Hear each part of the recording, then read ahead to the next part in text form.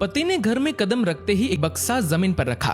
अभी जूते भी नहीं उतारे थे कि पत्नी दूर से ही चिल्लाना शुरू हो गई। बोली, ये कपड़ों की पोटली और ये घटिया बक्सा किसका उठाकर लाए हो घर में? पति थोड़ी सी हिम्मत जुटाकर बोला, वो मैं माँ को लाने गांव चला गया था, इसीलिए देर हो गई और माँ अब हमारे साथ।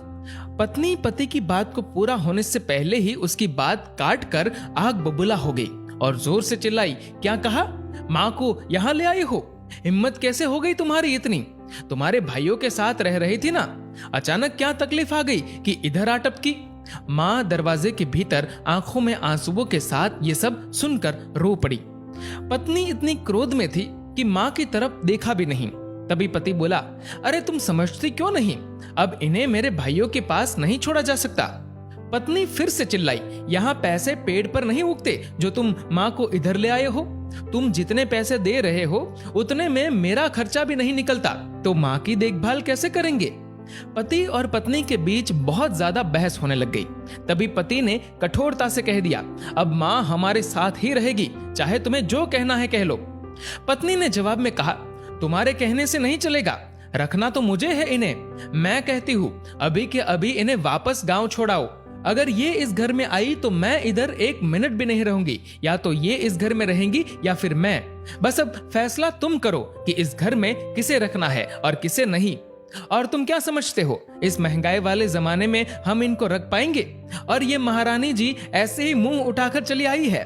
पत्नी के माँ के लिए शब्द बिगड़ते जा रहे थे। गुस्से में बोली, क्यों महारानी जी, आपको इधर आते हुए एक बार भी शर्म नहीं आई?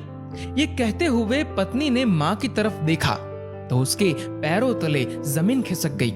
आंखें फटी की फटी रह गई, कुछ बोलने लायक नहीं रही। बस एक नजर से उस बूढ़ी औरत को देखते जा रही है। मुंह से एक शब्द भी मुश्किल से निकले ऐसी स्थिति हो गई। और तभी धीमी आवाज से बोली, माँ तुम? उसका पति जिसे घर ले आया था वह उसकी नहीं बल्कि पत्नी की माँ थी। तभी रोती हुई आवाज में माँ बोली, बेटी तुम्हारे भैया और भाभी ने मुझे घर से बेदखल कर दिया और रातों रात मुझे घर से भी निकाल दिया। मेरे पास तुम्हारा नंबर तक नहीं था। जैसे तैसे करके जब दामाद जी का नंबर मिला तो उन्हें फोन किया, वह सीधे मुझे लेने आ गए। माँ बोली, दामाद जी शायद मैं गलत घर में आ गई हूँ, क्योंकि जिस बेटी को मैंने फूल की तरह पाल कर आपको सौंप दिया था वह तो मुझे मिली ही नहीं। शायद मेरे ही संस्कारों में कोई कमी रही होगी। मुझे माफ करना दामाद जी, मैं अब यहाँ नहीं रुक सकती।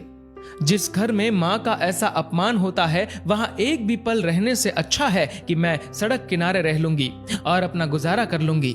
दामाद जी कुछ बोलते उससे पहले पत्नी रोती रोती माँ के पैरों में गिरकर माफी मांगती है। लेकिन ऐसी गलती भला माफ हो सकती है क्या? तभी दामाद बोला, माँ जी आप यहीं रहेंगी, क्योंकि माँ तो माँ होती है, फिर चाहे वो मेरी माँ हो या इसकी माँ। लेकिन हाँ, आज मैं खुश हूं क्योंकि आज मेरी पत्नी की आंखें खुल गई।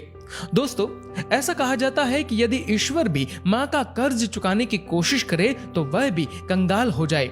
सब कुछ होगा तुम्हारे पास पर सुकून नहीं होगा, क्योंकि सुकून तो माँ के आंचल में होता है और उस आंचल को कभी बिखरने मत देना। दोस्तों, इस वीडियो को लेकर आपकी क्या राय है नीचे कमेंट करके जरूर बताएगा। और अगर वीडियो अच्छा लगे तो इस वीडियो को लाइक करेगा और ज्यादा से ज्यादा लोगों तक शेयर करेगा। और ऐसे ही और भी इंस्पिरेशनल वीडियोस के लिए सब्सक्राइब करें हमारे यूट्यूब चैनल को और फेसबुक पर फॉलो करें हमारे पेज को। धन्यवाद।